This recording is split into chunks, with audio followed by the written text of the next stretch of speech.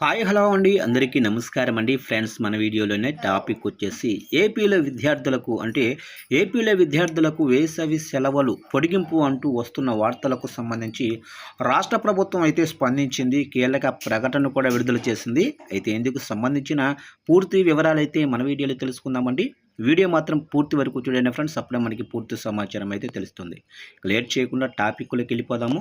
ఇక ఏపీలో వేసవి సెలవులు పూర్తి కావచ్చాయి. కొత్త విద్యా సంవత్సరం షెడ్యూల్ ప్రకారం ఈ నెల 12వ తారీఖున పాఠశాలలు పునఃప్రారంభం కావాల్సి ఉంది.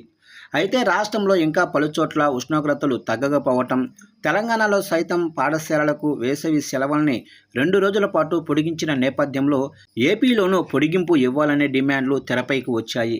దీంతో ప్రభుత్వం ఏపీలో పాఠశాలలకు వేసవి సెలవులు పొడిగిస్తున్నట్లు ప్రచారం జరుగుతోంది. ఇక దీనిపై ఇవాళ విద్యాశాఖ అధికారులు స్పష్టత ఇచ్చారు.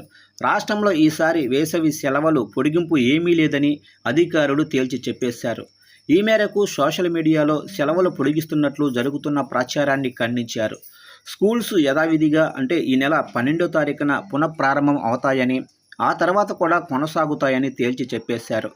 ఈ మేరకు సోషల్ మీడియాలో వస్తున్న వదంతుల్ని నమ్మొద్దని విద్యార్థులతో పాటు తల్లిదండ్రుల్ని కూడా అధికారులు కోరారు. ఇక వాస్తవానికి తెలంగాణలో స్కూళ్ల పునఃప్రారంభం తేదీ మార్చడం వెనక 2వ శనివారం ఆదివారం వరుస సెలవులు రావడమే. అయితే ఏపీలో మాత్రం ప్రభుత్వం యథావిధిగా ఈ నెల 12వ తారీఖున స్కూల్స్ ప్రారంభించి అనంతరం 2వ శనివారం ఆదివారం సెలవులు ఇవ్వాలని భావిస్తున్నట్లు తెలుస్తుంది. అందుకే స్కూల్స్ రీఓపెనింగ్ యథాతథంగానే ఉంటుందని, వేసవి సెలవుల పొడిగింపు ఇవ్వటం లేదని క్లారిటీ ఇచ్చింది.